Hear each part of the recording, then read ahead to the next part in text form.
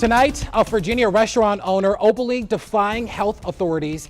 Now the fate of his business lies with the judge.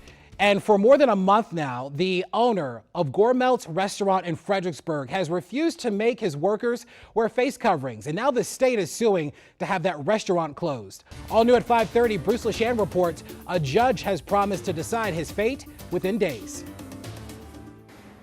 Matt Strickland has spent more than 5 years building his business from food truck to what is now a pretty big restaurant.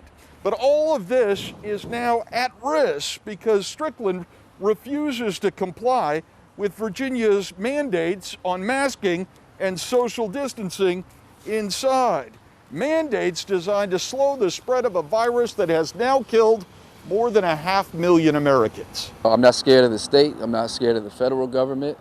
I spent most of my adult life fighting in Iraq and Afghanistan. I have no problem with coming home and fighting here in Virginia. Inside the restaurant and bar on Route 1, not a mask in sight, not on the workers, not on the customers sitting at the bar, despite the health department's orders that no one is allowed to sit there and that all employees must wear masks. Even some of his customers are skeptical.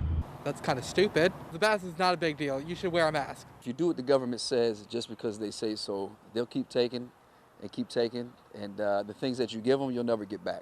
Strickland is still open, even though the health department revoked his restaurant permit a month ago. Now the state is suing him, asking a judge to order the restaurant permanently closed. The Attorney General says it is crucial that everyone adhere to COVID guidelines for Virginia to return to normal as quickly and safely as possible. The state, the governor, the federal government, the president, I don't care who it is, they'll never scare me into backing down, and I'll never kneel down and kiss their ring. I'll fight as long as I gotta fight. I'll fight as hard as I gotta fight. The judge slated to rule by Friday, and he has the full weight of law enforcement behind him.